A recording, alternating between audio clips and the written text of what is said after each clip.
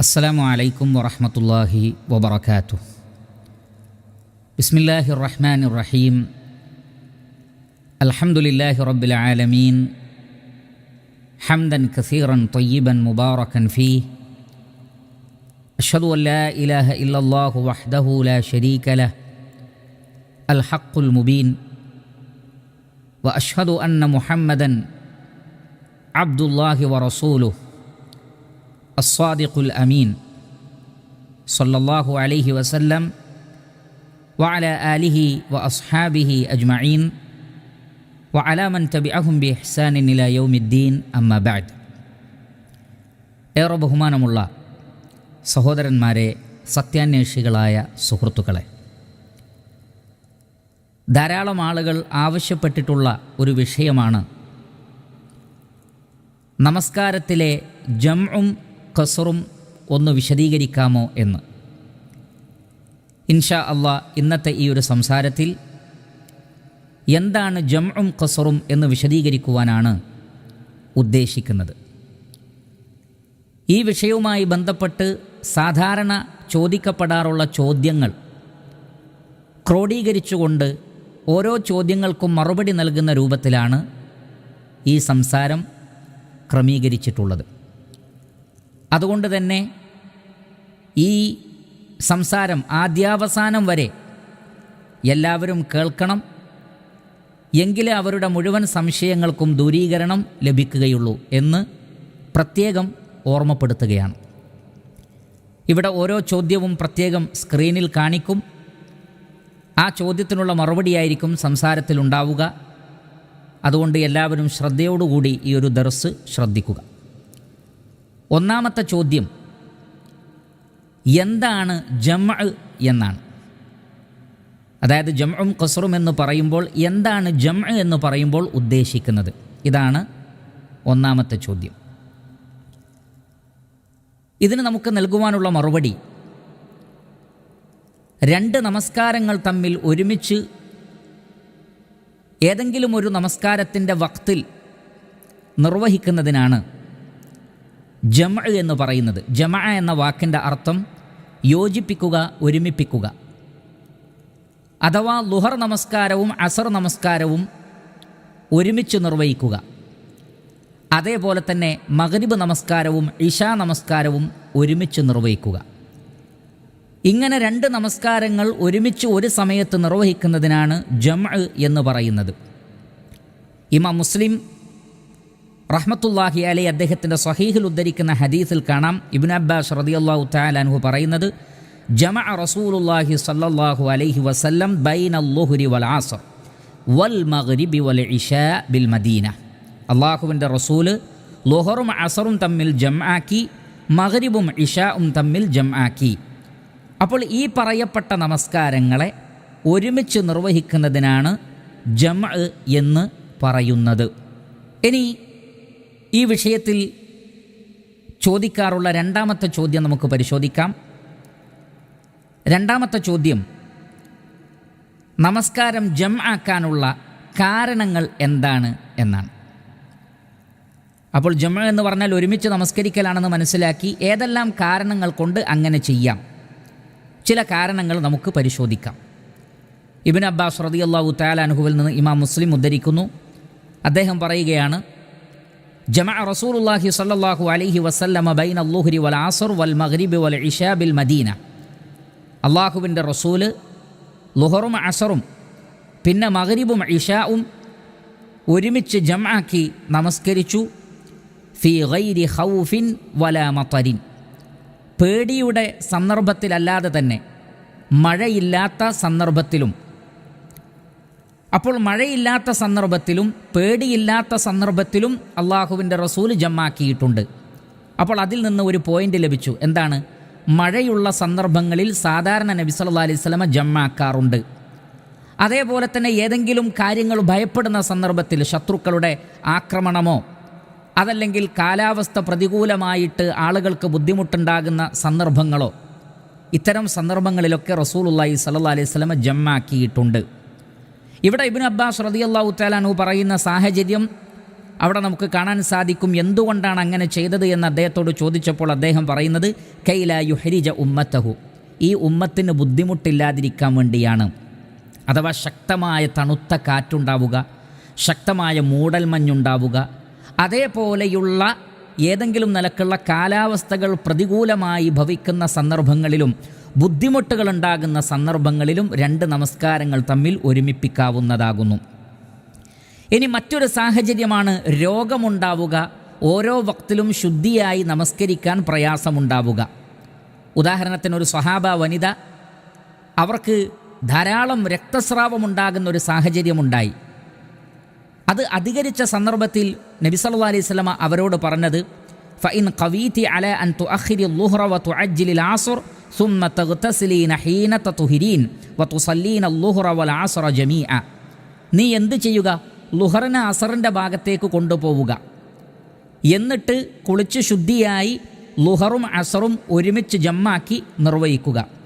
അതേപോലെ തന്നെ സുമ്മ തുഅഖിരീന അൽ മഗ്രിബ വതുഅജ്ജിലീന അൽ ഇശാഅ സുമ്മ തഗ്തസിലീന വതജ്മഈന ബൈന സ്വലാത്തൈൻ, അതേപോലെ തന്നെ മഗ്രിബിനെ ഇശാഇൻ്റെ വക്തിലേക്ക് കൊണ്ടുപോയിട്ട് ശുദ്ധിയായതിനു ശേഷം നീ മഗ്രിബും ഇശാവും ഒരുമിച്ച് നിർവഹിക്കുക. അപ്പോൾ ഇവിടെ ഈ ഒരു അവസ്ഥയെ ഒരു രോഗാവസ്ഥ എന്ന് പറയാം, പ്രയാസകരമായ ഒരു സാഹചര്യമെന്ന് പറയാം. തത്തുല്യമായ സാഹചര്യങ്ങൾ ഒരു രോഗിക്ക് ഉണ്ടാവുകയാണ്.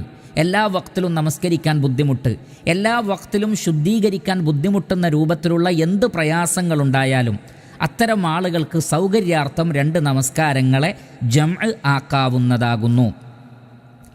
മൂന്നാമത്തെ സാഹചര്യം ഇമാം ബുഖാരി റഹ്മത്തുള്ളാഹി അലൈഹി അദ്ദേഹത്തിൻ്റെ സ്വഹീഹിൽ ഉദ്ധരിക്കുന്നു. അൻ സാലിമിൻ അൻ അബീഹി ഖാൽ, അഥവാ അബ്ദുല്ലാഹി ഇബ്നു ഉമർ റളിയല്ലാഹു അൻഹു പറയുകയാണ്, കാന നബിയ്യു സ്വല്ലല്ലാഹു അലൈഹി വസല്ലമ യജ്മഉ ബൈനൽ മഗ്രിബി വൽ ഇശാ ഇദാ ജദ്ദ ബിഹി സൈർ, നബി സല്ലല്ലാഹു അലൈഹി വസല്ലമ യാത്രയിലായിരിക്കെ മഗ്രിബും ഇശാവും ജംആക്കുകയുണ്ടായി. ധാരാളം ഹദീസുകളിൽ നമുക്കത് കാണാൻ സാധിക്കും.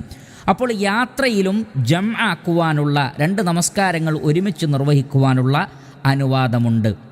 ഇതിനോട് ഖിയാസ് ചെയ്തുകൊണ്ട് തന്നെ പണ്ഡിതന്മാർ പറഞ്ഞു, ഒരാൾക്ക് ഒരു നിലക്കും ഒഴിവ് ലഭിക്കാത്ത വിധം ഷുഗലിൽ ജോലി തിരക്കുകളിൽ ആയിപ്പോവുക.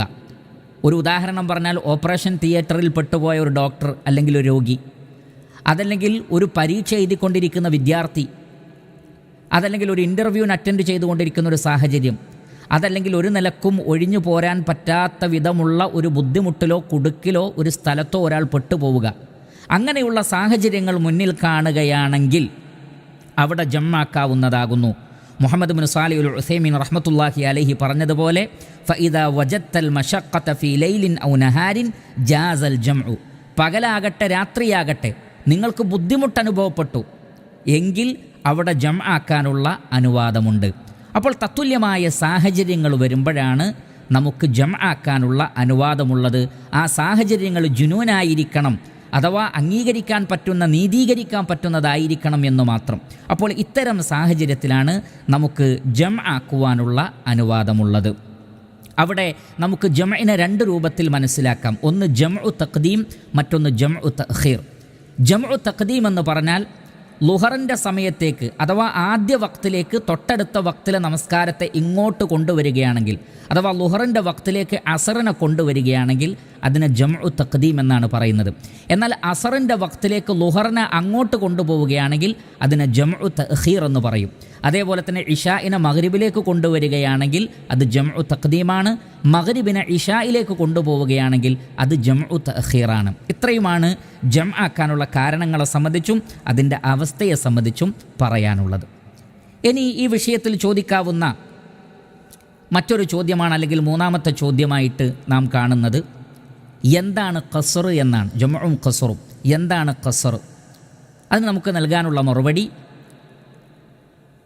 ളുഹർ, അസർ, ഇശ 4 റക്അത്തുള്ള ഈ 3 നമസ്കാരങ്ങളെ യാത്രയിൽ 2 റക്അത്തായി അതിനെ ചുരുക്കി നിർവഹിക്കുന്നതിനാണ് ഖസ്ർ എന്ന് പറയുന്നത്.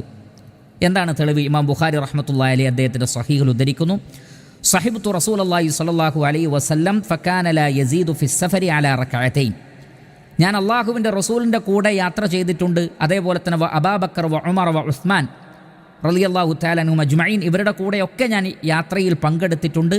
അവരെല്ലാം യാത്രയിൽ 2 റക്അത്ത് മാത്രമേ നമസ്കരിച്ചിട്ടുള്ളൂ. അപ്പോൾ 4 റക്അത്തുള്ള നമസ്കാരത്തെ 2 റക്അത്തായി നിർവഹിക്കുന്നതിനാണ് ഖസ്ർ എന്ന് പറയുന്നത്. ഇനി അടുത്ത ചോദ്യം, ഖസ്റായി നമസ്കരിക്കാനുള്ള സാഹചര്യവും കാരണവും എന്തൊക്കെയാണ്? ഏത് സാഹചര്യത്തിലാണ് ഇത് അനുവദനീയമായിട്ടുള്ളത്? അവിടെ നമുക്ക് വളരെ വ്യക്തമായി കാണാൻ സാധിക്കും. ജംഅ് പോലെയല്ല ഖസ്ർ. ഖസ്ർ യാത്രയിൽ മാത്രമേ അനുവാദമുള്ളൂ. വീട്ടിൽ വെച്ച് ഖസ്ർ അനുവദിക്കപ്പെട്ടിട്ടില്ല. എന്നാൽ ജംഅ് വീട്ടിൽ വെച്ചുമാകാം, ഖസ്ർ വീട്ടിൽ വെച്ച് അനുവദിക്കപ്പെട്ടിട്ടില്ല. ഇവിടെ തന്നെ നമുക്ക് കാണാൻ സാധിക്കും. എന്താണ് ഇബ്നു ഉമർ റളിയല്ലാഹു അൻഹു പറയുന്നത്?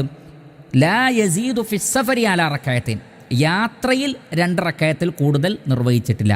അപ്പോൾ ഇത് യാത്രയിൽ മാത്രമാണ് എന്ന് പണ്ഡിതന്മാർ നമുക്ക് വളരെ തെളിവുകളുടെ അടിസ്ഥാനത്തിൽ തന്നെ വ്യക്തമാക്കി തന്നിട്ടുണ്ട്. അതേപോലെ തന്നെ ഹജ്ജിൻ്റെ സന്ദർഭത്തിൽ മിനയിലും 2 റക്അത്താണ്. ളുഹർ, അസർ, ഇഷ ഇവ 2 റക്അത്തായിട്ടാണ് നബി സല്ലല്ലാഹു അലൈഹി വസല്ലം നിർവഹിച്ചത്. അത് യാത്രയായതുകൊണ്ടാണ് എന്ന് ചില പണ്ഡിതന്മാർ പറഞ്ഞിട്ടുണ്ട്. വേറെ ചില പണ്ഡിതന്മാർ അതല്ല, അത് ഹജ്ജിൻ്റെ സീസണിൽ മാത്രം അനുവദനീയമായൊരു കാര്യമാണ്, അല്ലെങ്കിൽ അങ്ങനെയാണ് ചെയ്യേണ്ടത്.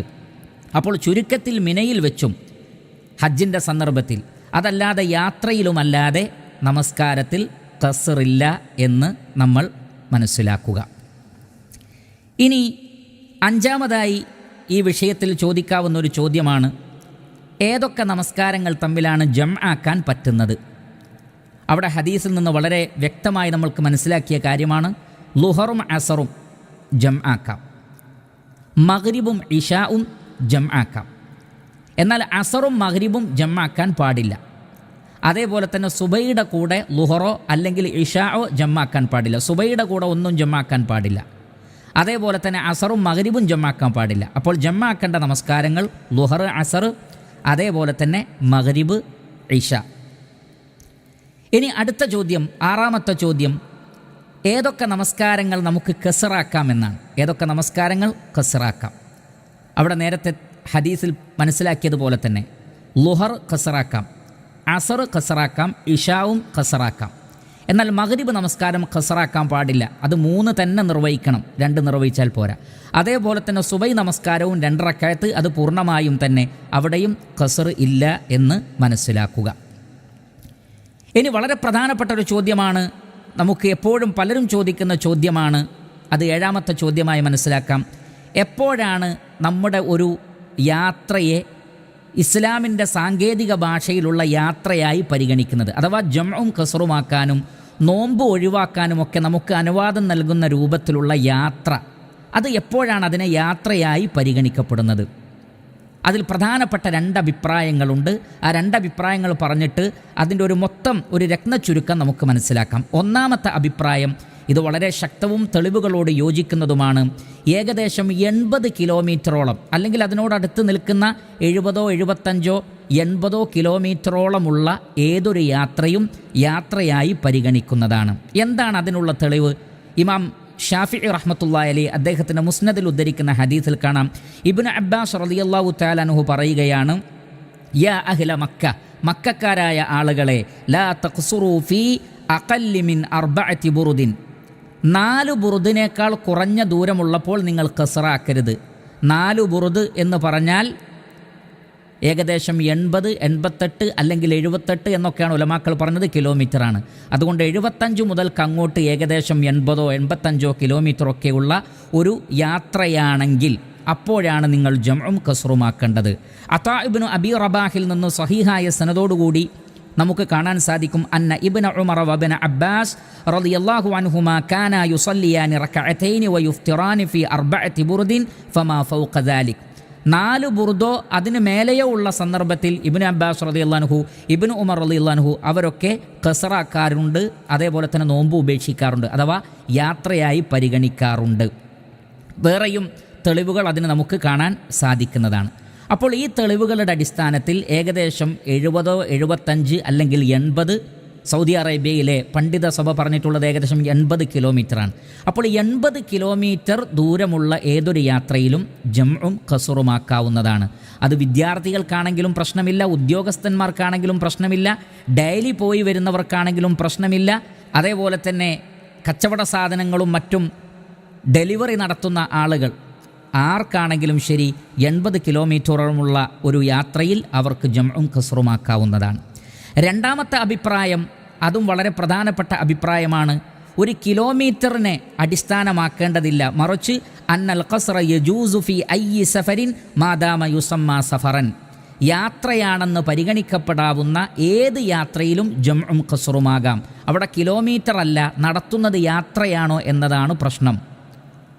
ഇതും വളരെ നല്ല അഭിപ്രായമാണ്.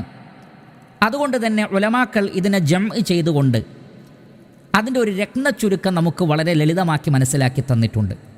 80 കിലോമീറ്റർ ഇല്ലെങ്കിൽ പോലും ഒരു യാത്ര എന്ന് പറയാവുന്ന സാഹചര്യം ഓരോ നാടിനനുസരിച്ച് ദൂരമനുസരിച്ച് യാത്രയുടെ ബുദ്ധിമുട്ടുകളിൽ ഏറ്റക്കുറച്ചിലുകൾ ഉണ്ടാകും. അതുകൊണ്ട് തന്നെ ഒരു യാത്ര എന്ന് പറയാവുന്ന ഏതൊരു യാത്രയും അത് കിലോമീറ്റർ പരിഗണിക്കാതെ തന്നെ ആ യാത്രയിൽ ബുദ്ധിമുട്ടുകളും പ്രയാസങ്ങളും ഉണ്ടെങ്കിൽ ജംഉം ഖസ്റുമാക്കാവുന്നതാണ്. എന്നാൽ ഏതാണ് യാത്ര എന്ന വിഷയത്തിൽ നിങ്ങൾക്ക് സംശയമുണ്ടായി, ശക്കുണ്ടായി എങ്കിൽ 80 കിലോമീറ്ററോളം ഉണ്ടെങ്കിൽ പിന്നെ നിങ്ങൾ സംശയിക്കേണ്ടതില്ല, അത് യാത്ര തന്നെയാണ്. അൽഹംദുലില്ലാ, ഇത് വളരെ നല്ല ഒരു അഭിപ്രായമാണ്.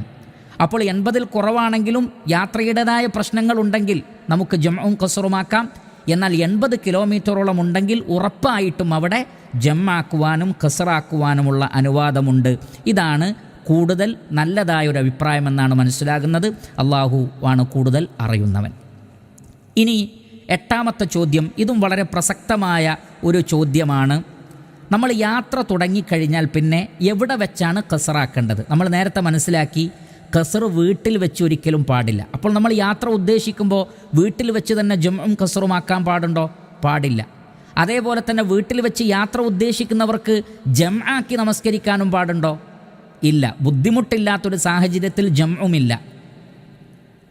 അപ്പോൾ എവിടെ നിന്നാണ് ഈ ഖസ്റും ജംഉം നമുക്ക് തുടങ്ങാവുന്നത്? അവിടെ സ്വഹീഹായ ഒരു ഹദീസ് നമുക്ക് കാണാം. ഇമാം ബുഖാരി മുസ്ലിമും ഉദ്ധരിക്കുന്ന ഹദീസാണ്.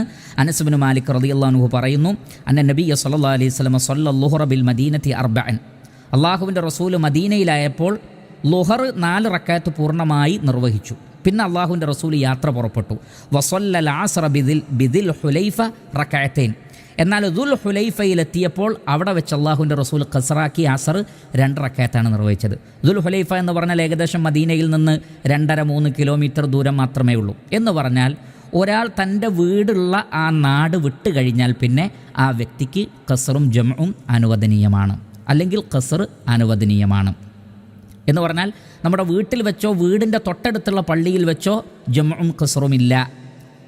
പിന്നെ നമ്മൾ താമസിക്കുന്ന, നമ്മുടെ വീട് നിലനിൽക്കുന്ന ആ ഒരു അങ്ങാടി, അവിടെയുള്ള ബിൽഡിങ്ങുകളും മറ്റും കഴിഞ്ഞ് നമ്മുടെ പ്രദേശം കഴിഞ്ഞ് മറ്റൊരു പ്രദേശത്തേക്ക് നമ്മൾ പ്രവേശിച്ചു കഴിഞ്ഞാൽ, നമ്മുടെ നാട് അത്രയൊന്നും വ്യക്തമായി കാണാത്തൊരു ദൂരത്തേക്ക് നമ്മൾ എത്തിക്കഴിഞ്ഞാൽ അവിടെ വെച്ച് നമുക്കെന്ത് ചെയ്യാം? പിന്നെ ഖസ്റും ജംഉം ആക്കാവുന്നതാണ്.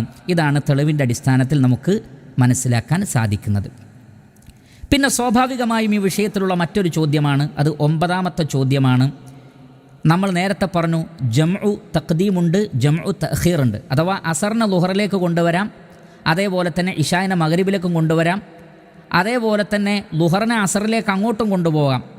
അങ്ങനെ ഈ 2 രൂപത്തിലും ചെയ്യാം. ഇത് എപ്പോഴാണ് നമുക്ക് ഇതിൽ ഏറ്റവും അഫ്ളലായത് എങ്ങനെ തിരഞ്ഞെടുക്കാം? ഇമാം ബുഖാരി റഹ്മത്തുള്ളാഹി അലൈഹി അദ്ദേഹത്തിൻ്റെ സ്വഹീഹിൽ ഉദ്ധരിക്കുന്ന ഹദീസിൽ കാണാം.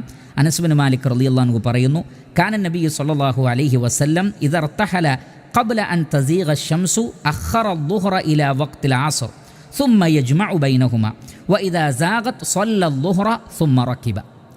നബി സല്ലല്ലാഹു അലൈഹി വസല്ലം ഒരു യാത്ര ഉദ്ദേശിച്ചാൽ, എന്നാൽ സൂര്യൻ അതിൻ്റെ മധ്യത്തിലെത്തിയിട്ടില്ല, അഥവാ ളുഹറിൻ്റെ സമയമായിട്ടില്ല.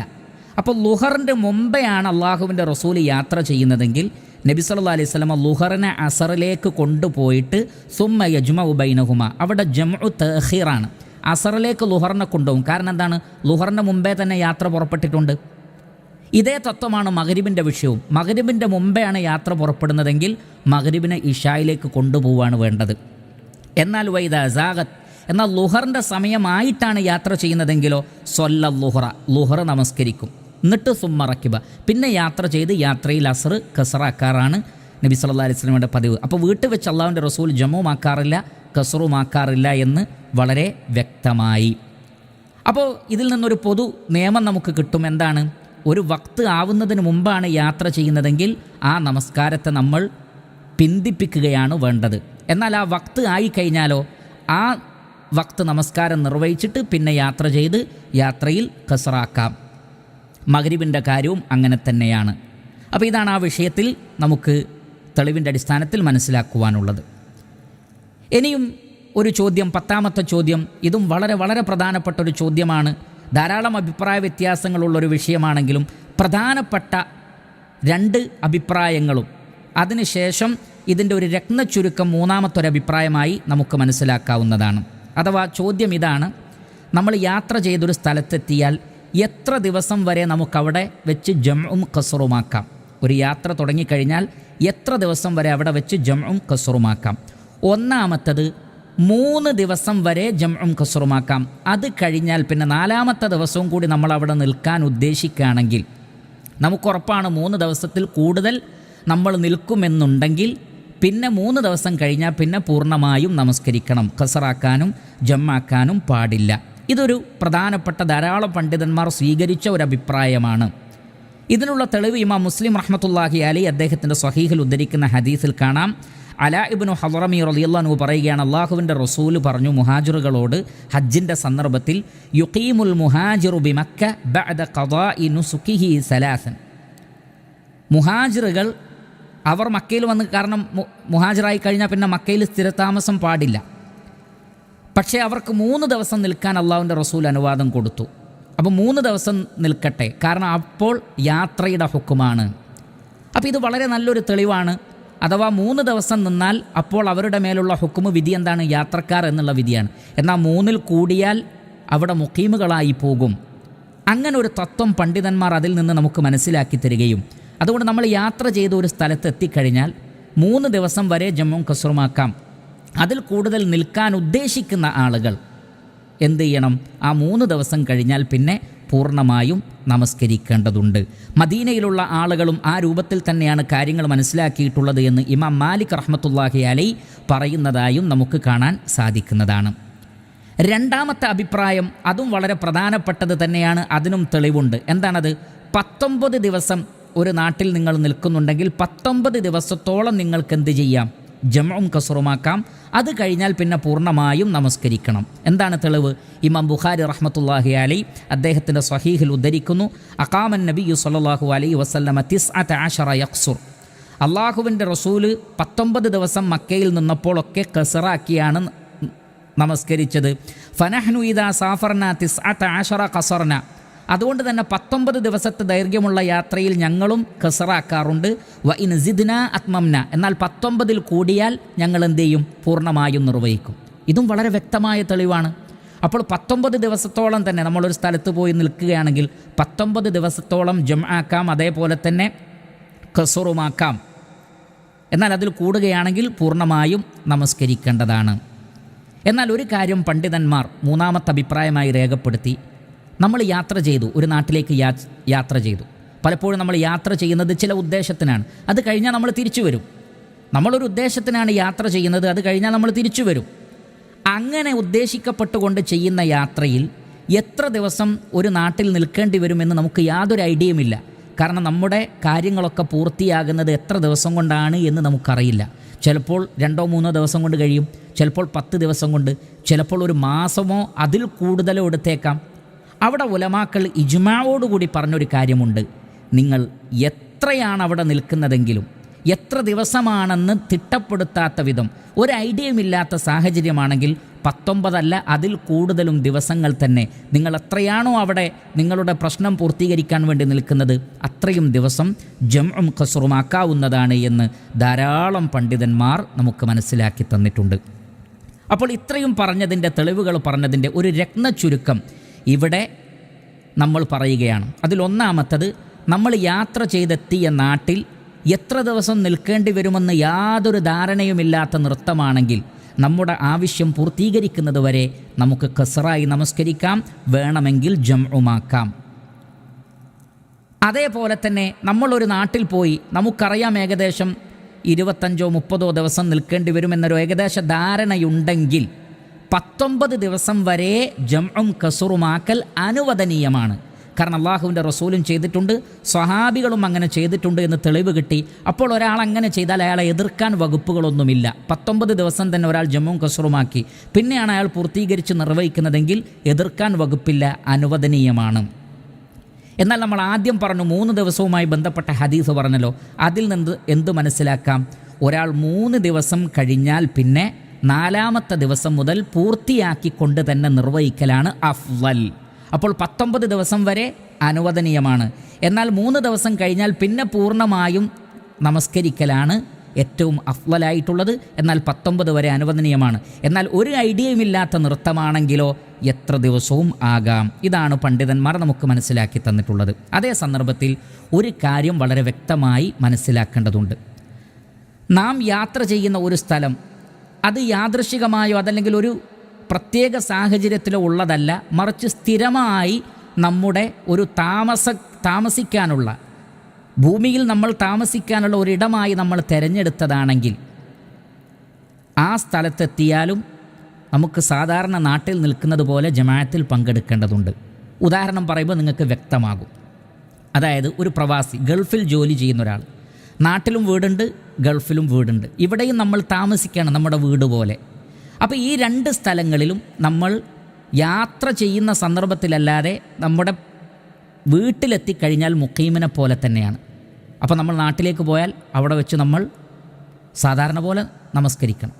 അവിടുന്ന് നമ്മൾ ഗൾഫിലേക്ക് വന്നാലോ സാധാരണ പോലെ നമസ്കരിക്കണം. കാരണം ഇത് രണ്ടും നമ്മുടെ താമസ സ്ഥലമാണ്. ഏതുപോലെ ഒരാൾക്ക് 2 ഭാര്യയുണ്ട്, അവർ 2 നാട്ടിലാണ്. അപ്പോൾ ഇത് രണ്ടും അദ്ദേഹത്തിൻ്റെ വീടാണ്. അപ്പോൾ ആദ്യ ഭാര്യയുടെ വീട്ടിൽ പോയാലും അതും അദ്ദേഹത്തിൻ്റെ നാട് തന്നെ, 2ാമത്തെ ഭാര്യയുടെ വീട്ടിൽ പോയാലും അതും അദ്ദേഹം താമസിക്കുന്ന ഇടം തന്നെയാണ്. അവിടെയും ആ വ്യക്തി എന്ത് ചെയ്യട്ടെ? പൂർണ്ണമായും നമസ്കരിക്കട്ടെ. അതേപോലെ സ്ഥിരമായി ഒരു സ്ഥലത്തേക്ക് ബിസിനസ്സിന് വേണ്ടി യാത്ര ചെയ്യുന്നവരുണ്ടാകും. അവർ 1-2 മാസം ഗൾഫിലുണ്ടാവും, പിന്നെ നാട്ടിൽ പോകും. അത് സ്ഥിരമായ ഒരു ഏർപ്പാടാണെങ്കിൽ അപ്പോഴും അവർക്ക് 2 സ്ഥലങ്ങളും അവരുടെ താമസ സ്ഥലം പോലെ തന്നെയാണ്. അത്തരം സന്ദർഭത്തിലും അവർ പൂർണ്ണമായി നമസ്കരിക്കട്ടെ. അതേപോലെ തന്നെ ഹോസ്റ്റലിൽ താമസിക്കുന്ന കുട്ടികൾ, പല നിലക്കും വ്യത്യസ്ത താമസ സ്ഥലങ്ങളിൽ താമസിക്കുന്ന ആളുകൾ, അവർക്കൊക്കെ ഈ നിയമം ബാധകമാണ്. രണ്ടും അവർ നിൽക്കുന്ന സ്ഥലം പോലെയാണ്. അവിടെ വെച്ചവർ പൂർണ്ണമായുമാണ് നമസ്കരിക്കേണ്ടത്. ഇത്രയുമാണ് അതുമായി ബന്ധപ്പെട്ട് പറയാനുള്ളത്. ഇനി ഈ വിഷയത്തിൽ 11ാമത്തെ ഒരു ചോദ്യമുണ്ട്. നമ്മൾ യാത്രക്കാരായിരിക്കെ ഒരു നാട്ടിലിറങ്ങിയപ്പോൾ അവിടെയുള്ള നാട്ടിലുള്ള പള്ളിയിലെ ജമാഅത്തിൽ കൂടി. അപ്പോൾ അവിടുത്തെ ഇമാമ് മുഖീമാണ്, അവിടെ ഉള്ള ആളാണ്. അങ്ങനെ ഒരു നാട്ടിലുള്ള ജമാഅത്തിൽ പങ്കെടുത്താൽ നമുക്ക് ആ ജമാഅത്തിൻ്റെ കൂടെ യാത്രക്കാരൻ എന്നുള്ള നിലക്ക് 2 റക്അത്ത് നിസ്കരിച്ച് മതിയാക്കാമോ? അതല്ല ഇമാമിൻ്റെ കൂടെ പൂർണ്ണമായും നമസ്കരിക്കേണ്ടതുണ്ടോ? അവിടെ നമ്മൾ മനസ്സിലാക്കുക, നബി സല്ലല്ലാഹു അലൈഹി വസല്ലം പറഞ്ഞു, ഇന്നമാ ജുഇലൽ ഇമാമു ലിയുത്തമ്മ ബിഹി. ഇമാം നിശ്ചയിക്കപ്പെട്ടത് പരിപൂർണമായും അദ്ദേഹത്തെ പിൻപറ്റാനാണ്. അതുകൊണ്ട് ഒരു നാട്ടിലെ ജമാഅത്തിൽ നമ്മൾ പങ്കെടുത്താൽ യാത്രക്കാർ പൂർണ്ണമായും നമസ്കരിക്കണം. എൻ്റെ 2 റക്അത്ത് കഴിഞ്ഞു, അതല്ലെങ്കിൽ 2 റക്അത്ത് കഴിഞ്ഞിട്ടാണ്, ഇപ്പോൾ ഉദാഹരണത്തിന് ളുഹർ നമസ്കരിക്കുകയാണ് ഒരു നാട്ടിലെ പള്ളിയിൽ, നമ്മൾ 2 റക്അത്ത് കഴിഞ്ഞാണ് ചേർന്നത്. യാത്രക്കാരൻ എന്നുള്ള നിലക്ക് നമുക്ക് 2 റക്അത്ത് മതി. പക്ഷേ ഇമാം സലാം വീട്ടിയാൽ നാം സലാം വീട്ടാൻ പാടുണ്ടോ? പാടില്ല. നമ്മൾ പൂർണ്ണമായും 4 നമസ്കരിക്കണം. കാരണം ഇമാമിൻ്റെ കൂടെ കൂടിയാൽ ആ ഇമാമിൻ്റെ നമസ്കാരം തന്നെയാണ് നമ്മുടെ നമസ്കാരം. ഇനി അവസാനത്തെ തശഹുദിൽ സലാം വീട്ടുന്നതിന് മുമ്പേ നമ്മൾ ചേർന്നാൽ പോലും പൂർണ്ണമായും നമസ്കരിക്കണം. അവിടെ യാത്രക്കാരൻ്റെ ഇളവ്, ഖസറിൻ്റെ ഇളവ് എടുക്കാൻ പാടില്ല, ഒരു നാട്ടിലെ ഇമാമിൻ്റെ കൂടെ കൂടിയാൽ. ഇതാണ് ആ വിഷയത്തിൽ വ്യക്തമാക്കി മനസ്സിലാക്കാനുള്ളത്. 12ാമത്തത്, ഖസറാക്കുമ്പോൾ ജമ്മാക്കലും നിർബന്ധമാണോ? പല ആളുകളുടെയും സംശയം ഈ ജംഉം ഖസറും ഒരുമിച്ച് തന്നെ ചെയ്യേണ്ടതാണ് എന്നാണ്. എന്നാൽ അങ്ങനെയല്ല സഹോദരങ്ങൾ. നമുക്ക് യാത്രയിൽ ഖസറാണ് അതിൻ്റെ അസ്ല്. ഓരോ വക്തിലും ഈ 2 റക്അത്ത് നിർവഹിക്കുക, മഗ്രിബ് ഒഴികെ. എന്നാൽ ജംആക്കേണ്ടത് എപ്പോഴാണ്? നമ്മൾ നേരത്തെ പറഞ്ഞതുപോലെ ഓരോ വക്തിലും നമസ്കരിക്കാൻ ബുദ്ധിമുട്ടുള്ള ഒരു സാഹചര്യമുണ്ടെങ്കിൽ നമുക്ക് ജമ്മുമാക്കാം.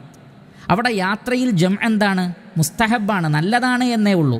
അത് വാജിബാണ് എന്നുള്ള അർത്ഥത്തിലല്ല. എന്നാൽ അതിനേക്കാൾ ഗൗരവം എന്താണ്? അള്ളാഹുവിൻ്റെ റസൂൽ യാത്രയിൽ എപ്പോഴും ഖസ്റാക്കിയേ നമസ്കരിച്ചിട്ടുള്ളൂ, പൂർണ്ണമായും നമസ്കരിച്ചിട്ടില്ല. അതുകൊണ്ടത് വളരെ പ്രബലമാണ്. ചില പണ്ഡിതന്മാർ വാജിബാണ് എന്ന് വരെ പറഞ്ഞിട്ടുണ്ട്. യാത്രയിൽ 2 റക്അത്തിൽ കൂടുതൽ നമസ്കരിക്കരുത്, അത് വാജിബാണ്, മറ്റ് ഇമാമിൻ്റെ കൂടെ അല്ലെങ്കിൽ എന്ന് പറഞ്ഞവരുണ്ട്. അത്രയും ഗൗരവം കൊണ്ടാണ് അത് പറഞ്ഞിട്ടുള്ളത്. അതുകൊണ്ട് തന്നെ മനസ്സിലാക്കുക, ജമ്മാക്കണം എന്നതൊരു നിർബന്ധമല്ല, ബുദ്ധിമുട്ടുണ്ടെങ്കിൽ മാത്രം ജമ്മാക്കിയാൽ മതി. അതേപോലെ തന്നെ മറ്റൊരു ചോദ്യം, 13ാമത്തെ ചോദ്യമായി നമുക്ക് മനസ്സിലാക്കാം, യാത്ര തുടങ്ങുന്നതിന് മുമ്പ് വീട്ടിൽ വെച്ച് ജമ്മാക്കാമോ? അത് നേരത്തെ ഒരു ഉത്തരത്തിൽ ഞാൻ പറഞ്ഞിട്ടുണ്ട്. വീട്ടിൽ വെച്ച് ജമ്മാക്കാവുന്ന സാഹചര്യം നമ്മൾ നേരത്തെ പറഞ്ഞു. എന്നാൽ യാത്ര ചെയ്യാൻ ഉദ്ദേശിക്കുന്നു എന്നതുകൊണ്ട് വീട്ടിൽ വെച്ച് ജമ്മാക്കാൻ അനുവാദമില്ല. മറിച്ച് യാത്ര തുടങ്ങിക്കഴിഞ്ഞ് നമ്മുടെ പ്രദേശം വിട്ട് കഴിഞ്ഞാലാണ് ജംഉം കസറുമാക്കുവാനുള്ള അനുവാദമുള്ളത്. 14ാമത്തെ ചോദ്യം, വീട്ടിലെത്തുന്നതിന് മുമ്പ് നമുക്ക് ജംഉം കസറുമാക്കാമോ എന്ന് പറഞ്ഞാൽ നമ്മളൊരു യാത്ര കഴിഞ്ഞ് വരികയാണ്. അപ്പോൾ വീട്ടിലെത്തിയാൽ നമുക്ക് പൂർണ്ണമായും നമസ്കരിക്കേണ്ടതുണ്ട്. എന്നാൽ വീട്ടിലെത്തുന്നതിന് മുമ്പ്, നമ്മുടെ നാടെത്തുന്നതിൻ്റെ തൊട്ട് മുമ്പുള്ള നാടാണെങ്കിലോ നമ്മൾ യാത്രക്കാരനായി തന്നെ പരിഗണിക്കപ്പെടുന്നത്. അവിടെ നമുക്കൊരു ഇളവുണ്ടെന്ത്, കസറുമാക്കാം, ജമ്മുമാക്കാം. ഈ ഇളവ് സ്വീകരിക്കാമോ? ഈ ഇളവ് സ്വീകരിക്കാം. അഥവാ നമുക്ക് വീട്ടിലെത്തിയാൽ 4-8 റക്അത്ത് നിർവഹിക്കണം. അതൊരാൾക്ക് യാത്ര കൊണ്ട് പ്രയാസം തോന്നുകയാണെങ്കിൽ തൻ്റെ നാടെത്തുന്നതിന് മുമ്പ് ആ വ്യക്തിക്ക് ഇരണ്ടായി കസറും ജമ്മുമാക്കി ആ നമസ്കാരം നിർവഹിക്കാവുന്നതാകുന്നു. ഇനി മറ്റൊരു ചോദ്യം, 15ാമത്തെ ചോദ്യം, ളുഹർ അസർ ഏതുവരെ നീട്ടാം ജമ്മാക്കാൻ വേണ്ടി? നമുക്കറിയാം അസറിന് ഏതുവരെയാണോ സമയമുള്ളത്, മഗ്രിബ് വരെയാണ്. അപ്പോൾ അതുവരെ നമുക്കത് നീട്ടാം. അതേപോലെ തന്നെ മഗ്രിബ് ഇഷ, നമ്മൾ ഇഷായിലേക്ക് മഗ്രിബിനെ പിന്തിപ്പിക്കുകയാണെങ്കിൽ ഏതുവരെ നമുക്കതിനെ നീട്ടാം? അത് ഇഷായിൻ്റെ അവസാന സമയം വരെ, അത് ഏകദേശം അർദ്ധരാത്രിയാണ്. ഇനി ഏതെങ്കിലും സാഹചര്യത്തിൽ പറ്റിയിട്ടില്ലെങ്കിൽ സുബൈ വരെ സമയമുണ്ട് എന്നും പണ്ഡിതന്മാർ പറഞ്ഞിട്ടുണ്ട്. എന്നാൽ കഴിവിൻ്റെ പരമാവധി അർദ്ധരാത്രിക്കുള്ളിലായി തന്നെ അത് നിർവഹിക്കേണ്ടതാകുന്നു. ഇനി 16ാമത്തെ ചോദ്യം, ഒരാൾ യാത്രയിൽ നമസ്കരിച്ചു, ശേഷം നാട്ടിലെത്തിയപ്പോൾ അവിടെ ജമാഅത്ത് നടക്കുന്നുണ്ട്. അതേപോലെ തന്നെ നമ്മൾ പള്ളിയിൽ കയറി, നമ്മൾ ഓൾറെഡി നമസ്കരിച്ചിട്ടുണ്ട്, അപ്പോൾ അവിടെ ജമാഅത്ത് നടക്കുന്നുണ്ട്. അപ്പോൾ നമ്മൾ നമസ്കരിച്ചിട്ടുണ്ട് എന്നതുകൊണ്ട് ആ ജമാഅത്തിൽ പങ്കെടുക്കാതിരിക്കുകയാണോ വേണ്ടത്, അതല്ല ആ ജമാഅത്തിൽ പങ്കെടുക്കേണ്ടതുണ്ടോ? ഇതിന് ഉത്തരം നമുക്ക് സഹീഹായ ഹദീസിൽ കാണാം. ഇമാം നസായി അദ്ദേഹത്തിൻ്റെ സുനനുൽ കുബ്രയിൽ ഉദ്ധരിക്കുന്നു. നബി സല്ലല്ലാഹു അലൈഹി വസല്ലം ആ പള്ളിയിൽ നമസ്കരിച്ചുകൊണ്ടിരിക്കെ നമസ്കാര ശേഷം 2 ആളുകൾ നമസ്കാരത്തിൽ പങ്കെടുത്തിട്ടില്ല എന്ന് റസൂലിന് തോന്നി. അവർ പിറകിലിരിക്കുകയായിരുന്നു. അള്ളാഹുവിൻ്റെ റസൂൽ അവരോട് ചോദിച്ചു, മാ മനഅകുമാ അൻ തുസല്ലിയ മഅന, നിങ്ങളെന്താ ഞങ്ങളുടെ കൂടെ നമസ്കരിക്കാതിരുന്നത്? അപ്പോൾ അവർ പറഞ്ഞു, അള്ളാഹുവിൻ്റെ റസൂലേ, ഇന്നാ ഖദ് സ്വല്ലൈനാ ഫീ റിഹാലിന, ഞങ്ങൾ യാത്രയിൽ തന്നെ നമസ്കരിച്ചിട്ടുണ്ട്, അതുകൊണ്ടാണ് ഞങ്ങൾ നമസ്കരിക്കാത്തത്. അപ്പോൾ അള്ളാഹുവിൻ്റെ റസൂൽ പറഞ്ഞു, ഫലാ തഫ്അല, നിങ്ങൾ അങ്ങനെ ചെയ്യരുത്. ഇദാ സ്വല്ലൈതുമാ ഫീ റിഹാലികുമാ, നിങ്ങൾ യാത്രയിൽ നിങ്ങളുടെ വാഹനത്തിൽ വെച്ചോ മറ്റോ നിങ്ങൾ നമസ്കരിച്ചു, സുമ്മ അതൈതുമാ മസ്ജിദ ജമാഅത്തിൻ, എന്നിട്ട് നിങ്ങൾ ജമാഅത്ത് നടക്കുന്ന ഒരു പള്ളിയിൽ നിങ്ങൾ വന്നാൽ, ഫസല്ലയാ മഅഹും, അവരുടെ കൂടെ നിങ്ങളും കൂടണം. ഫഇന്നഹാ ലക്കും നാഫില, കാരണം രണ്ടാമത്തെ നിങ്ങൾക്ക് സുന്നത്തായി പരിഗണിക്കപ്പെടും. നിങ്ങളുടെ ഫർള് കഴിഞ്ഞിട്ടുണ്ട്, പക്ഷേ ആ ജമാഅത്തിൽ പങ്കെടുക്കുക അത് നിങ്ങൾക്ക് സുന്നത്തായി പരിഗണിക്കപ്പെടുന്നതാണ്. അപ്പോൾ നമുക്ക് പള്ളിയിൽ കയറി കഴിഞ്ഞു, നമ്മൾ ഓൾറെഡി നിസ്കരിച്ചിട്ടുണ്ട്, നമ്മുടെ മുന്നിൽ വെച്ചൊരു ജമാഅത്ത് നടക്കുകയാണെങ്കിൽ നമ്മൾ മാറി നിൽക്കരുത്, ആ ജമാഅത്തിൽ പങ്കെടുക്കുക, അതിന് സുന്നത്തിൻ്റെ പ്രതിഫലമുണ്ട്. എന്നാൽ പള്ളിക്ക് പുറത്താണെങ്കിലോ അവർക്ക് പള്ളിയിലേക്ക് കയറി നമസ്കരിക്കണമെന്നില്ല. വീട്ടിലാണെങ്കിലും നമസ്കരിച്ച ഒരാൾ പിന്നെ പള്ളിയിലേക്ക് പോയി നിസ്കരിക്കണമെന്നില്ല. പക്ഷേ ജമാഅത്ത് നമ്മുടെ മുന്നിൽ വെച്ച് നടക്കുന്നത് കണ്ടാൽ അതിൽ പങ്കെടുക്കലാണ് ഏറ്റവും അഫ്ളലായിട്ടുള്ളത്. അതേപോലെ പ്രധാനപ്പെട്ട ഒരു ചോദ്യമാണ്, നമുക്ക് മഗ്രിബിൻ്റെ മുമ്പേ ഇശാ നമസ്കരിക്കാമോ? അതേപോലെ തന്നെ ളുഹറിന് മുമ്പേ അസർ നമസ്കരിക്കാമോ? ഈ ചോദ്യം എപ്പോഴാണ് വരുന്നത്? നമ്മൾ യാത്ര ചെയ്തൊരു സ്ഥലത്തെത്തുമ്പോൾ നമ്മൾ ളുഹർ നമസ്കരിച്ചിട്ടില്ല, പക്ഷേ പള്ളിയിൽ അസറാണ് നടന്നുകൊണ്ടിരിക്കുന്നത്. അപ്പോൾ നമ്മൾ അതിൽ പങ്കെടുക്കുകയാണോ വേണ്ടത്? എന്നിട്ട് ആദ്യം അസർ നിസ്കരിച്ചു, പിന്നെ നമുക്ക് വിട്ടുപോയ ളുഹർ നിസ്കരിക്കുകയാണോ വേണ്ടത്? അതൊരിക്കലും പാടില്ല. നമസ്കാരത്തിൽ തർത്തീബ് നിർബന്ധമാണ്. ളുഹർ കഴിഞ്ഞിട്ടേ അസർ നമസ്കരിക്കാവൂ, മഗ്രിബ് കഴിഞ്ഞിട്ടേ ഇശാ നമസ്കരിക്കാവൂ. അപ്പോൾ അത്തരം സാഹചര്യത്തിൽ നമ്മൾ എന്ത് ചെയ്യണം? ഇമാമിൻ്റെ കൂടെ നമ്മൾ ളുഹറിൻ്റെ നിയ്യത്തിൽ കൂടണം. ഇനി ഇശാ ആണെങ്കിൽ നമ്മൾ മഗ്രിബിൻ്റെ നിയ്യത്തിൽ കൂടണം. എന്നിട്ട് നമ്മുടെ നമസ്കാരം കഴിഞ്ഞാൽ, മഗ്രിബാണെങ്കിൽ 3 റക്അത്ത് കഴിഞ്ഞാൽ അവിടെ ഇരിക്കുക. പിന്നീട് ഇമാം സലാം വിട്ടുമ്പോൾ കൂടെ സലാം വിട്ടിയാൽ മതി. അതേപോലെ തന്നെ അസറിൻ്റെ കൂടെയാണ് കൂടുന്നതെങ്കിൽ നമ്മുടെ മനസ്സിൽ നിയ്യത്ത് ളുഹറായിരിക്കണം. എന്നിട്ടേ പിന്നെ അസർ നമസ്കരിക്കാവൂ. ഒരിക്കലും ളുഹറിന് മുമ്പേ അസർ നിർവഹിക്കുന്ന, അതേപോലെ തന്നെ മഗ്രിബിന് മുമ്പേ ഇശാ നമസ്കരിക്കുന്ന ഒരവസ്ഥ ഉണ്ടാകുവാൻ പാടില്ലാത്തതാണ്. പിന്നെ അതിലുള്ള മറ്റൊരു ചോദ്യമാണ് 18ാമത്തെ ചോദ്യം. നമുക്കറിയാം നമ്മൾ സമയത്തിന് മുമ്പേ തന്നെ നാട്ടിലെത്തും. ഉദാഹരണത്തിന് ഒരാൾ ളുഹറും അസറും ജമ്മാക്കി, യാത്രയിൽ ജമ്മാക്കി തിരിച്ച് നാട്ടിലേക്ക് പോവുകയാണ്. നമുക്കറിയാം മഗ്രിബിൻ്റെ മുമ്പ് തന്നെ നമ്മൾ നാട്ടിലെത്തും, ളുഹറും അസറും നാട്ടിൽ പോയിട്ട് പൂർണ്ണമായി നിസ്കരിക്കാൻ കഴിയും. അതല്ലെങ്കിൽ അസർ തന്നെ നമുക്ക് നാട്ടിൽ പോയി നിർവഹിക്കാൻ കഴിയും, പക്ഷേ ജമ്മാക്കാനുള്ള അനുവാദമുണ്ടല്ലോ, എങ്കിൽ നമുക്ക് അവിടെ ജംആക്കാമോ? എന്നിട്ട് നാട്ടിൽ പോയിട്ട് വീട്ടിൽ പോയിട്ട് നമുക്ക് നമ്മുടേതായ കാര്യങ്ങളിൽ ഏർപ്പെടാമോ? അവിടെ ഉലമാക്കൾ പറഞ്ഞു, നാട്ടിലെത്തുമെന്ന് ഉറപ്പുണ്ടെങ്കിലും യാത്രയുടെ ഇളവ് നിങ്ങൾക്ക് ഉപയോഗപ്പെടുത്താം. കാരണം അത് അള്ളാഹു നമുക്ക് നൽകിയ ഒരു ഇളവാണ്, ഒരു ആനുകൂല്യമാണ്. അതുകൊണ്ട് തന്നെ അസറിൻ്റെ സമയമാകുമ്പോഴേക്ക് എത്തുമെന്ന് അറിയാമെങ്കിലും നമ്മൾ യാത്രക്കാരനാണെങ്കിൽ നമുക്ക് ജംആക്കാം. നേരത്തെ തന്നെ ജംആക്കിയിട്ട് വീട്ടിലേക്ക് പോകുന്നതിൽ വിരോധമില്ല. ഇനി ഈ വിഷയത്തിലുള്ള അവസാനത്തെ ഒരു ചോദ്യം, വേറെയും ചോദ്യങ്ങളുണ്ടാകാം, പക്ഷെ നമുക്ക് ലഭിച്ച ചോദ്യങ്ങളിൽ നിന്ന് ഈ കപ്പലിലും മറ്റും അതേപോലെ തന്നെ മീൻ പിടിക്കുന്ന ബോട്ടിലും മറ്റുമൊക്കെ യാത്ര ചെയ്യുന്ന ആളുകളുടെ ഹുക്കം എന്താണ്? നേരത്തെ പറഞ്ഞ മുസാഫിറിൻ്റെ അതേ ഹുക്കുമാണ്. അവർ യാത്രക്കാരായി തന്നെ, അത് കടലിലാണെങ്കിലും കരയിലാണെങ്കിലും ഒരേ ഹുക്കുമാണ്. മാത്രമല്ല കടലിൽ കുറച്ചുകൂടി ഇളവ് കൂടുതലാണ്. നമുക്കറിയാം ഭൂമിയിൽ സഞ്ചരിക്കുന്നത് പോലെയല്ല. അതുകൊണ്ട് അവർക്ക് വളരെ കുറഞ്ഞ ഒരു ദൂരം തന്നെ മുന്നോട്ട് പോയി കഴിഞ്ഞാൽ, അല്പം മൈലുകൾ തന്നെ മുന്നോട്ട് പോയി കഴിഞ്ഞാൽ അവർക്ക് ഖസറാക്കാനും ജമ്മാക്കാനും അനുവാദമുണ്ട് എന്ന് പണ്ഡിതന്മാർ നമുക്ക് മനസ്സിലാക്കി തന്നിട്ടുണ്ട്. കാരണം അത് യാത്രയുടെ മശക്കത്തൊക്കെ അതിലുണ്ടാകും. അപ്പോൾ അവർക്കും അതേ ഹുക്കുമ് തന്നെയാണ്. ഇത്രയുമാണ് ഈ വിഷയവുമായി ബന്ധപ്പെട്ട് സൂചിപ്പിക്കുവാനുള്ളത്. വേറെയും ധാരാളം കാര്യങ്ങളുണ്ടാകാം. നമുക്ക് നമ്മെക്കൊണ്ട് സാധിക്കുന്നതും നമ്മുടെ മുന്നിൽ വരുന്ന ഉത്തരങ്ങളും ആ വിഷയത്തിൽ പണ്ഡിതന്മാർ പറഞ്ഞിട്ടുള്ള കാര്യങ്ങളും പറയുകയല്ലാതെ മറ്റു നിർവാഹമില്ലല്ലോ. അതുകൊണ്ട് കാര്യങ്ങളെ കൃത്യമായി പഠിക്കുവാനും മനസ്സിലാക്കുവാനും എല്ലാം ശ്രമിക്കുക. ശ്രദ്ധയോടുകൂടി കേൾക്കുക. എങ്കിൽ ഇൻഷാ അല്ലാഹ് സംശയങ്ങൾ ദൂരീകരിക്കപ്പെടുന്നതാണ്. അല്ലാഹു സുബ്ഹാനഹു വതആല നമ്മുടെ പാപങ്ങളെല്ലാം നമുക്ക് പുറത്തു തരുമാറാകട്ടെ. അവൻ്റെ ദീനിൽ, അവൻ്റെ ശരീഅത്തിൽ നമുക്ക് ശരിയായ അറിവ് അല്ലാഹു സുബ്ഹാനഹു വതആല പ്രദാനം ചെയ്യട്ടെ. ആ അറിവിൻ്റെ അടിസ്ഥാനത്തിൽ ഉൾക്കാഴ്ചയോടുകൂടി ഇബാദത്തുകൾ ചെയ്യുവാനുള്ള തൗഫീഖ് അല്ലാഹു സുബ്ഹാനഹു വതആല നമുക്ക് എല്ലാവർക്കും പ്രദാനം ചെയ്യട്ടെ. വസല്ലല്ലാഹു വസല്ലമ അലാ നബിയിന മുഹമ്മദിൻ വആലിഹി വസഹ്ബിഹി അജ്മഈൻ വൽഹംദുലില്ലാഹി റബ്ബിൽ ആലമീൻ.